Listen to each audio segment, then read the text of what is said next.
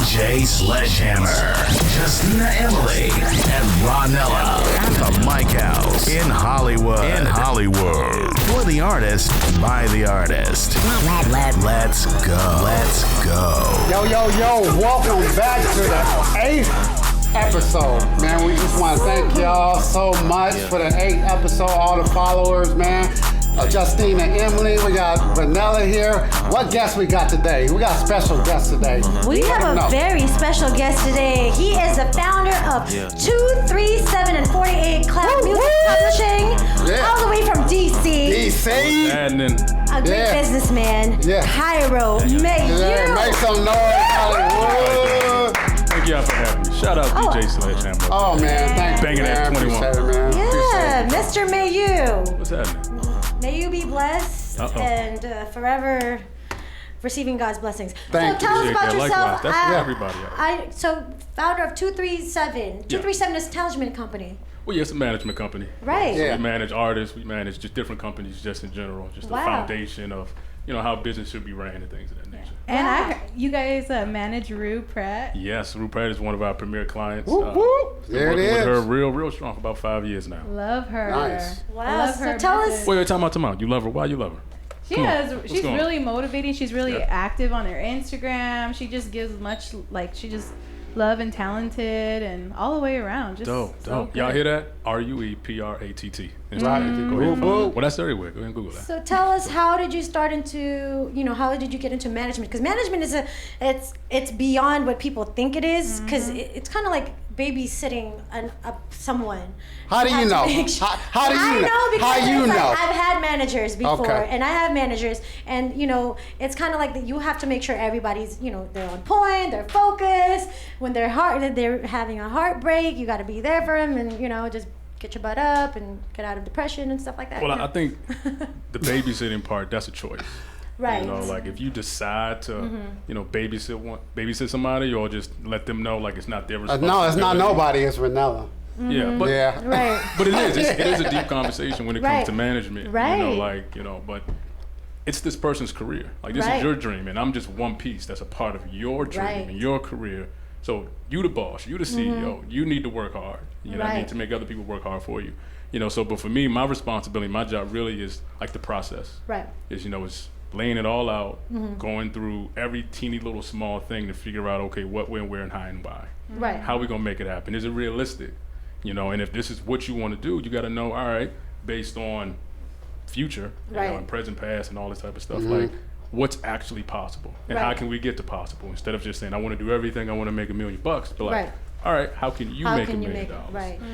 So were you a manager before Rue Pratt, or did you decide to be a manager when you met Rue Pratt? How did that come about for you to be in the position you are in today? Okay, well, let's talk about 12 years ago. I had a cousin, he rapped, and I had another cousin who was a singer, so I was just surrounded around a lot of talented family members. Right, And I'm not a rapper, I'm not a singer, I know what my skill set was. Right. So I didn't try to dibble and dabble there, so it was just being supportive at the time. Right, gotcha. And then that support turned into like, just this certain amount of energy that I felt, and when you feel like, all right, this feels good. You're calling. And I knew what felt good, I knew what I was good at, and then just helping them kind of turned into just different opportunities that I took advantage of.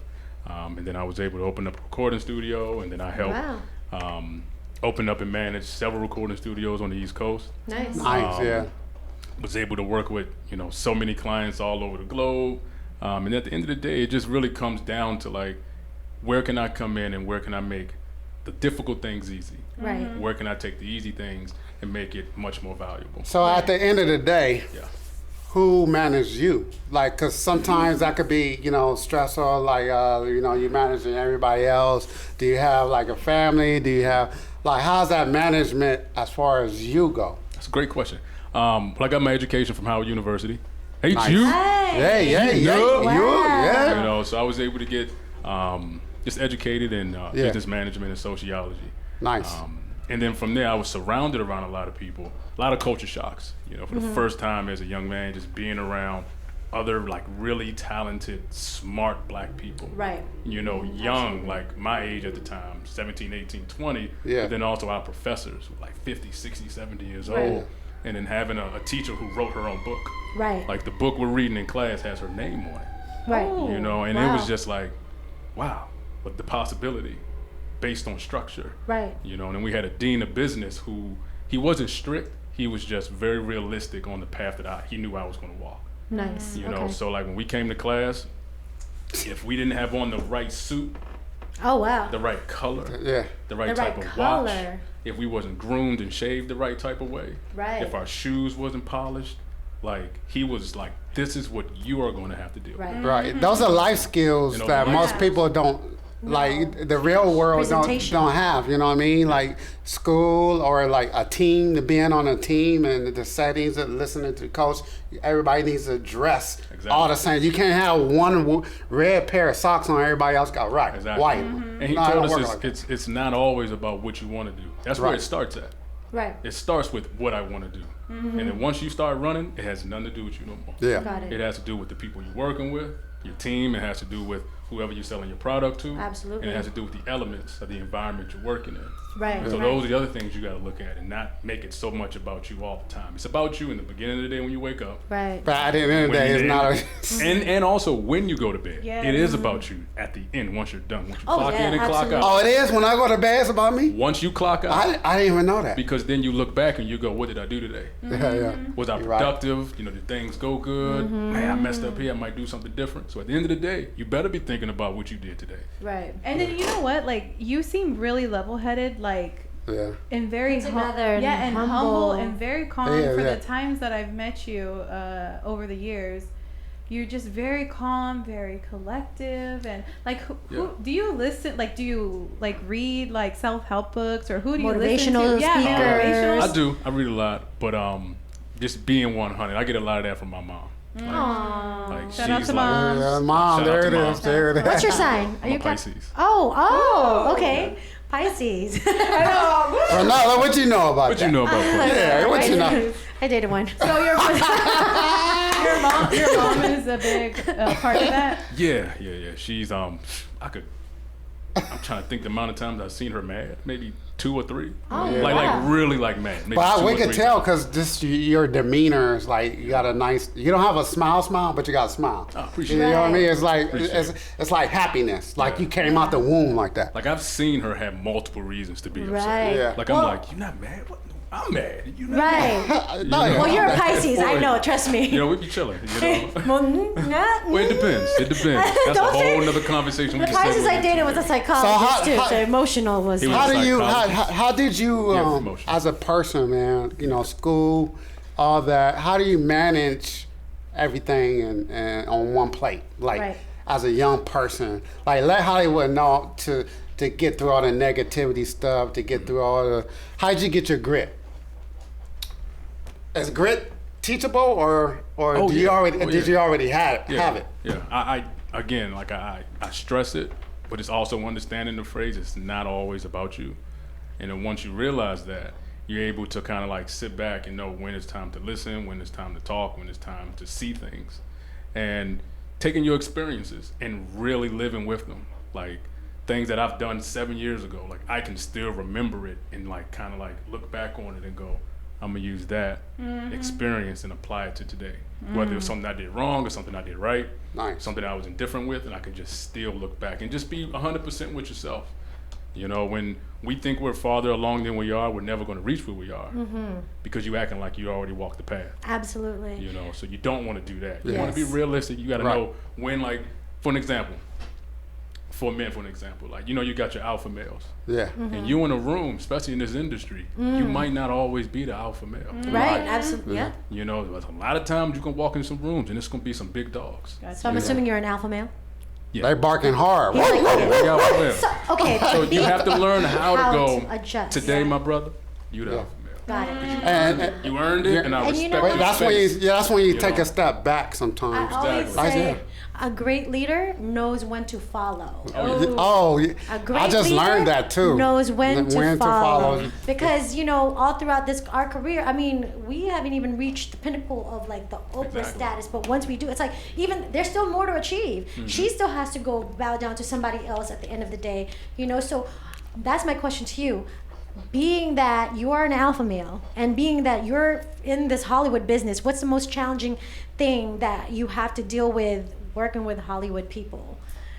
And who, I mean, you don't have to say who the names, but how did you decide? I mean, how did you work your way around that? Well, I'm not going to call it Hollywood business. I'm not going to call it Hollywood business because I traveled the whole country. So I've been in a bunch of major cities. I work with clients all over the world. So it's not just a Hollywood thing. It's really this industry is pretty much one of the only unregulated industries, which means you don't need a degree.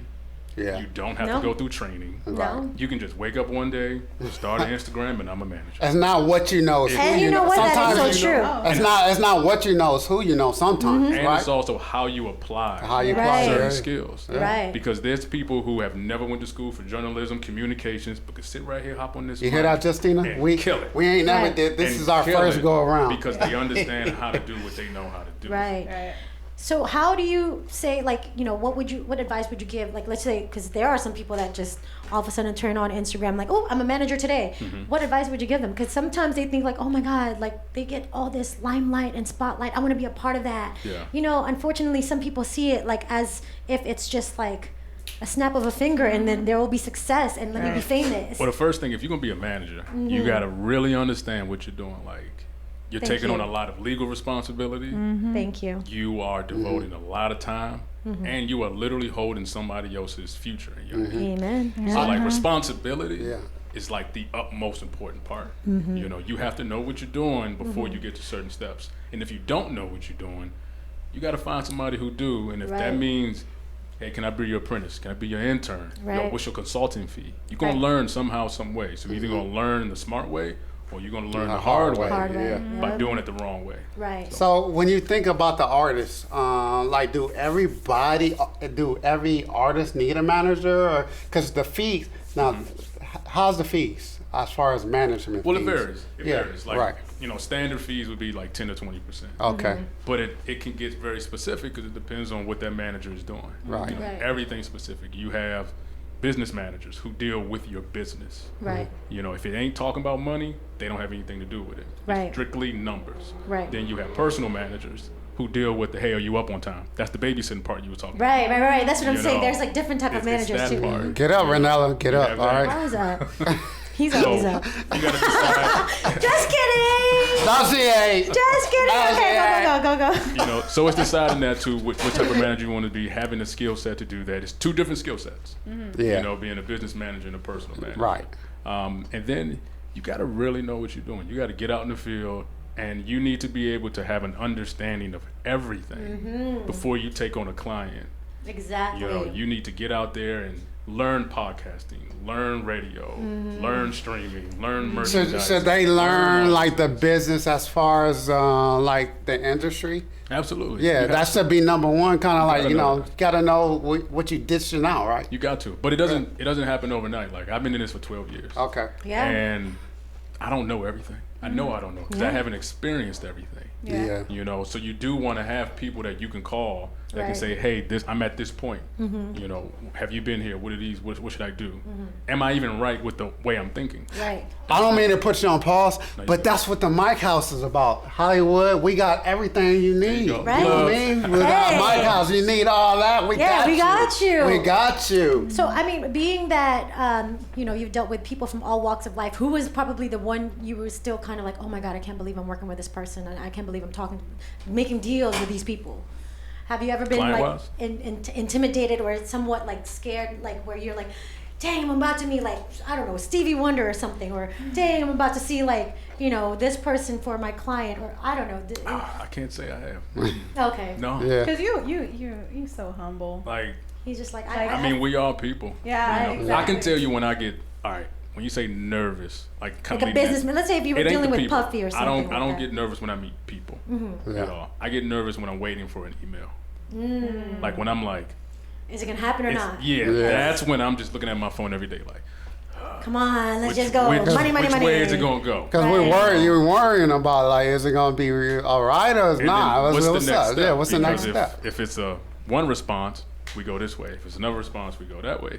You know, so that might be the only time where I kind of get like a little nervous and stuff. It's like, okay, what's the next steps? Right. You're just waiting around. I would like to ask about the 48 Cloud Music Publishing. So tell us, because some people don't really know what a publishing is, or some even artists don't even know what music publishing does. Can you quickly I'm gonna break it down real simple. I'm not gonna go too in depth because then you get confused. Can you do it slowly though? I'm gonna do it real slow. All right. So music publishing, you got to think about it first. It starts up here in your mind. It's intellectual property. Okay. Your publishing is the song or the lyrics or the music you created from your mind, and then you put it in the computer. Right. That's the first step you got to understand. Is that's what you're selling. That's what you're moving around. We're talking about an intangible item. Is thoughts, lyrics, and music. Once you make a song, you're taking intellectual music, intellectual lyrics, and you're making an intellectual song. Period. Yeah. So you own the music publishing because you made the music from your mind. You own the lyrics publishing because you made the lyrics from your mind. Right. So you have, and those are your sound compositions. The song is made up of 2 compositions, right? Music and lyrics. Gotcha. So you guys own that. Then you come in the studio and you go, hey, let's make a song by combining our compositions. You combine it, now you have a sound recording. Right. That's a publishing by itself. Because you combined your 2 publishings to make one publishing so people can buy that one publishing. We learn something new every day. Every day. I mean, there's so much. No, it's not every day. It's every day. Come on. Every day. Oh. So that's where publishing starts at, you know. So how is it different from like ASCAP, BMI, CSAC? It's different in the sense because those are organizations that collect a certain type of revenue. Got it. Yeah. Are you involved with a management company or do you have just you? What's my management company? Okay. Nice. 237 Management Group. 2-3. Oh, there we And go. I have managers, you know, on the East Coast. I also have people in the LA, West Coast that I work with as well. So every client that I have, I build managers around that person. Gotcha. Nice. You know? So it's definitely not just me. Well, let them know where they can find you. Like, yes, just to wrap it up, let them know where they can find you. If any artist wants to get in touch with you, ask questions. If you're taking any more clients, let them know. Yeah, just hit me up on Instagram, Kingdoms of Cairo. It's Kingdoms of Cairo. Hit me up and follow me. Hit me up in the DMs. You know, talk to me. I'll talk back, and you know, we'll see what we can do. If I can help, I can help. He's a great guy. Everyone, give it up for Cairo. Thank you so much. Thank you, man. We appreciate it, man. Thank you for stopping by the Mike House, man. Yes. Before you go, let the Hollywood know, man, your experience at the Mike House. It's you got to find words for it. Anybody got a flashlight or microscope? No, I love it here, man. Like, the vibe, the energy is one of the greatest things. It's not about what you're doing, it's who you're doing it with. Yeah. You know, and it's the people, the experiences, and that's right down here at the Mike House. From the moment you walk through the door, from the moment you hop out, it's just great people, great experience. Thank you so much. Thank you so much. And you guys will be right back after these messages. Check this out, man. I just wanted to give y'all a quick update about everything that we got to offer here at this studio, right? So we got a brand new, never before done subscription plan specifically designed for artists by artists, you know what I'm saying? So what this is called is the Platform. And what the Platform is, it's a monthly subscription to where you can subscribe to our studio at 3 different price points. We got a bronze package, we got a gold package, and we got a platinum package. And what those different packages do is it gives you different types of access and different types of levels of services that we offer here every single week at the studio. So that way, if you're an independent artist on the grind and you're figuring out like, man, I need studio time, I need some beats, I need mixing and mastering, I need artwork, I need a music video, I need a podcast, whatever it is you need, all you gotta do is check out our Platform, our subscription service, and we got everything that you need for the price of one. You know what I'm saying? So we giving artists weekly access to our studio 2 hours a week, and you able to do everything that we have to offer. So hey, check us out. Make sure y'all follow us at Beyond Average LA. And once again, I go by the name of Raj Will. This is the Mike House Studios, and we are Beyond Average. DJ Sledgehammer, Justina Emily, and Ranella at the Mike House in Hollywood. For the artist, by the artist. Let's go. Woo, and hey, back. Thank you guys for coming back, tuning in with us. Sir. We are so excited to have our next guest. If you guys can hear that dope music in the back. I'm sweating just listening to his music. Hold on, let's take a sweat break. There we go.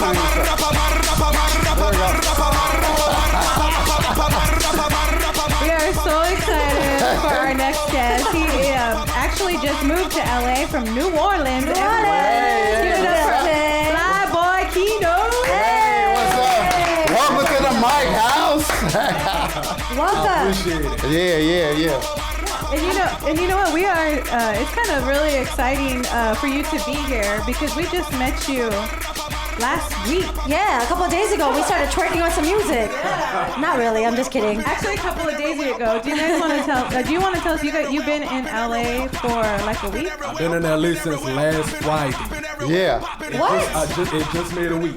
Yeah. Wow, and look at where you at right now in just a week. Tell us about the story because this is kind of, from what I heard. I heard the story. I don't know how true this is, but tell us what led you to the Mike House. Right.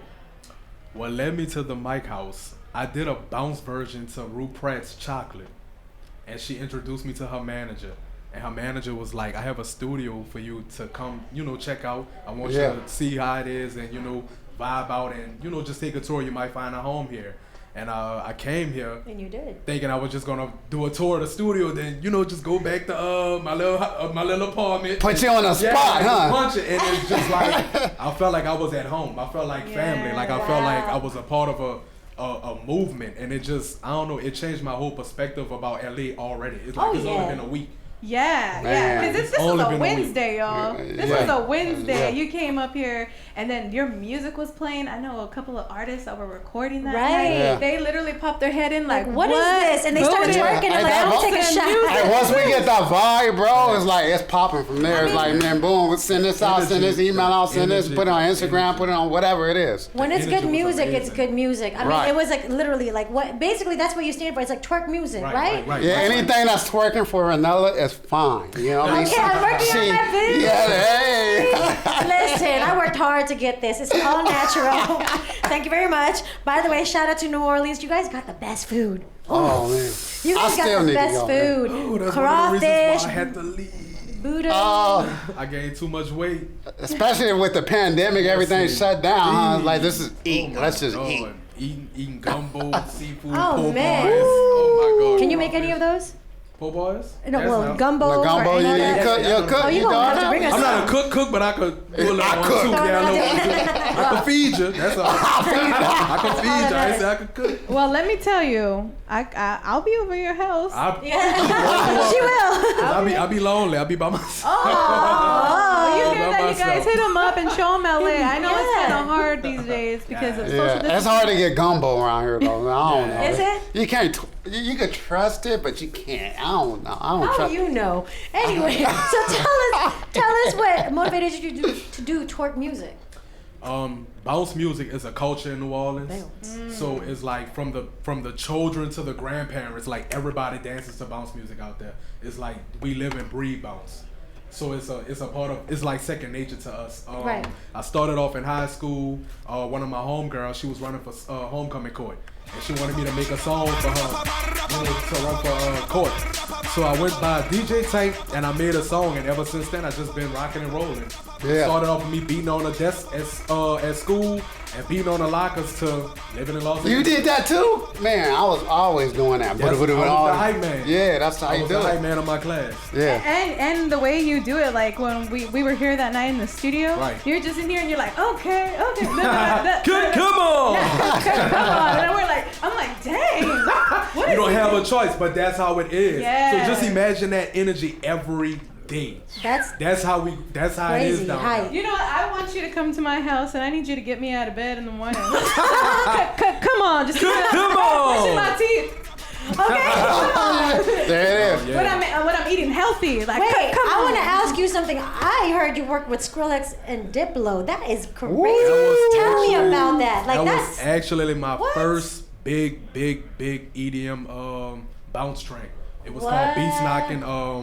I performed for the Clippers halftime show. Diplo reached out to me. He was like, yo, we want to do an EDM remix of your song because it was already a song. It was called Beats Steady Knocking. Yes. If you guys don't know, Diplo is one of the biggest EDM producers in the world and DJs. Right. Yeah. That's crazy. I actually have 2 songs with Diplo. What? That's congratulations on that. Right. And you work with Lil Jon? Yeah, I have a song. I have multiple songs with Lil Jon. Some of them just aren't released yet, but yeah, I've worked with Lil Jon. That is so crazy. And you perform with Mystical and Juvenile. Yes. Shake that. Oh, okay, of course. Shake it fast. Shake it fast. Just show me gotta work on that booty to make it. That's one of my favorite songs. All his originals. Yeah. So, what projects are you working on right now? Right now, I'm working on. I want to do 2 EPs, like a mainstream and a raw bounce. Because I still want to give them that raw New Orleans feel when I do my music. I don't want to make everything, so crossover, but I'm working on an album, basically. I have a lot of songs that I've completed. Like I said, I have a song with Lil Jon in the vault. I don't know when he's going to release it. Hopefully soon. And I have a lot of like reggaeton bounce music. I have a lot of R&B bounce. I call it rhythm and bounce. I don't call it R&B. I call it rhythm and bounce. I blend R&B music with bounce music.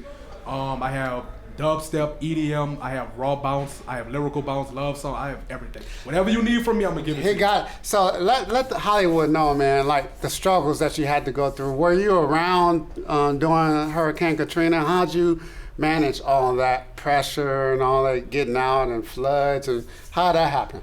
It was devastating, man. Like, I was around for it. I did evacuate with my family, but to come back and not have a house, or cars or clothes or anything, it made you really value life as a whole. In a different level, right? Like at a different aspect, different level. Like a lot of people got disconnected. A lot of people, was scattered out. So it was hard. But you survived and you made it through. And look, you're in California now. For real. Right. Yeah. So tell us, what is your goal here in California? What is, what brought you to LA? Yeah. What's your next step?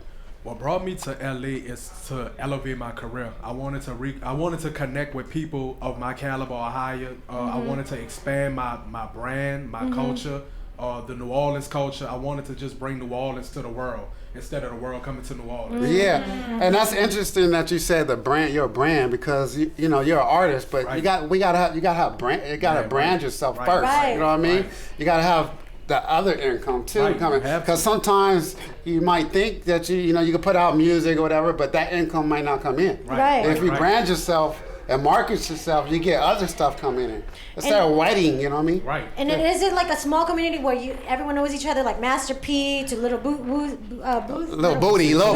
I mean, like, is that like something you guys are all in kind of like? I know of them. I'm not sure if they know of me, but they will. They're about to. If they don't, they most definitely will. But as far as the bounce culture, bounce is a very small community. There's a lot of artists. Local artists. The only thing I don't like about the bounce culture is everybody it's good to be in competition, but it's just like so much negativity and jealousy and envy with it. And I had to get away from that. And that's another reason why I moved to LA. I wanted to be at peace with my craft. I wanted to be at peace with myself. I wanted to be at peace where I lay my head. Exactly. Yeah. That's right, man. That's amazing. Yeah. And I know this is not involving your music, but I heard you just turned vegan? Or you are vegan? No. What? Hold on, man. Is that what Hollywood did to you already? You telling I grew up on crawfish. You telling me? Okay. I grew up on gumbo. I grew up on. You telling me you left zebra neck for this? Man, I'm not even gonna lie. What is wrong? I love it. I love it though. I feel healthy. I have way more energy, and that plays a big part in being an artist and being an entertainer and being a performer. Yeah. So I have to be in my best health. Like just to be, brutally honest, I've dealt with Bell palsy. I've dealt with sciatica with my back. So just being 100% healthy means everything to me, because the world deserves me. And I have too much to give to the world. And the thing is, we live in a fast-paced world. Everybody want to eat. Everything's fast. McDonald's, Jack in the Box. Let's just grab a burger. It's easy. Right. But it's hard when you're out late at night, when you're coming from the studio or something. Like, where do you go when you're hungry? Jack in the Box tacos. I mean, you can't go to Jack in the Crack. You know what I mean? Let me get his lettuce wrap. Do you do that? Man, when I was in New Orleans, after the studio, after the club, I used used to go to the corner store, the corner gas station, and get chicken in a bucket with French fries in a roll. Like that was my go-to meal every day. Those corner gas stations, they have crawfish. Ooh. Yeah, they got boudin. Boudin? Yes. We ain't got nothing out here, man. We just got gas. Wait. They have what? Boudin? It's so bomb. Boudin? Oh, I thought he said boudin. I'm like, they got boudin? They got boudin too. No, I'm talking about boudin. One thing in Louisiana, they got drive-through margaritas. What? Yeah, daiquiri shop. Daiquiri shop. You can go to a drive-through and get a daiquiri drink, a margarita. What? Yes. I'm just saying, you guys, I'm going to take a vacation from the platform. I'll be in New Orleans, going to a drive-through, getting me a daiquiri. I love 11 o'clock in the morning. So let the people out there, man, know how do you, as far as your grid along, how did you handle all the pressure coming up to be who you are, man, who you are now? Mm-hmm. To be honest, man, it was hard. Like I said, I've dealt with a lot of. I used to look at it as trials and tribulations, but now I look at it as transitions. Okay. You see what I'm saying? I don't look at it in a negative sense anymore, but I dealt with a lot. It was a lot of negativity. They had other artists coming up trying to jump me and making diss songs about me, producers, like everything. Like that's crazy. So I came a long way, but the way that I avoided all the confrontations and the negative spaces is just by staying to myself, man. Yeah, just being real, positive, and just focusing on me, my music, and my brand, and my goal. Like, what did I want to achieve? Mm-hmm. Right. You know, if I entertain the foolishness, I wouldn't even be sitting here with y'all right now. Yeah, I wouldn't have worked with all the national people, celebrities. Like, you know, I've worked with some big names, people that I grew up listening to. You can't play other people's cards, man. You gotta play your own card. You gotta, you know what I mean? You gotta do you, bro. You know what I mean? So that's what you did, obviously. Yeah. And we appreciate you coming at the mic house. Thank you so much. You know what I mean? And before you leave, do you have any like wish lists of people you would like to collaborate with? Yeah, they're I just have to collab with Missy Elliott, and Cardi B.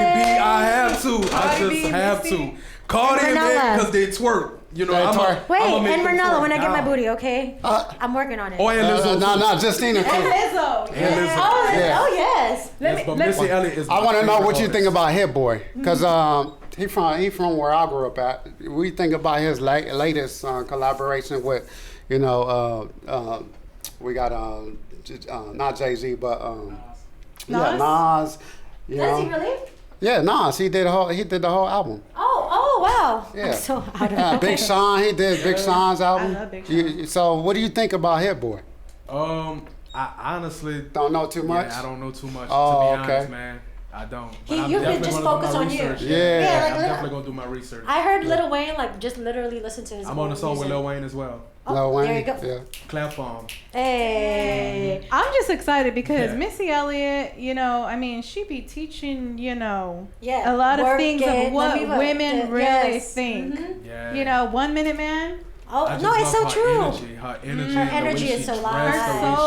The way it's just like she's one of a kind, and that's how I feel like I'm one of a kind. Yeah. And you know, Lizzo and Cardi B, you guys are gonna. Me and Cardi gonna have some fun. Yes, I'm putting it out in the universe for you, baby. I appreciate that. It's gonna be hot, and let the people know. We gotta do a workout song. I know. Please. Ooh. We can do it today, right after this. Oh yeah, we are. We're gonna jump in the studio downstairs. But let the people know where they can find your music and where they can get a hold of you. You can find me on all social media at Flyboy Keno with the IFLYBOIKENOO. All music platforms, Flyboy Keno is the same. My biggest song, that's Raw Bounce, I produced myself. It's called Kickin' Flavors. It's over 1 million plays between YouTube and SoundCloud. And I was just laying in my bed playing around. Like I was like, I gotta give my people something new, and it just turned out the. You know what, baby? We wish you nothing but the best. Right. We hope LA treats you right. Welcome and you are Los surrounded Angeles. by good people that will. Vegan already. Hey, this is home right here, man. You need anything, come home, man. This is the mic house right here. Thank you guys so much for tuning in to another episode of The Platform. Make sure you follow us on The Platform Podcast on Instagram, and don't forget to subscribe to YouTube at Beyond Average Sound. Thank you guys so much for tuning in. Yes, and thank you so much for another great episode of the platform. Shout out to Pretty Little Thing for making me look fly. Make sure you guys send my girl Justina some outfits also. And shout out to Cairo. Shout out to Flyboy. Thanks for rocking with us. Now, DJ Sledgehammer, take it away. Yeah.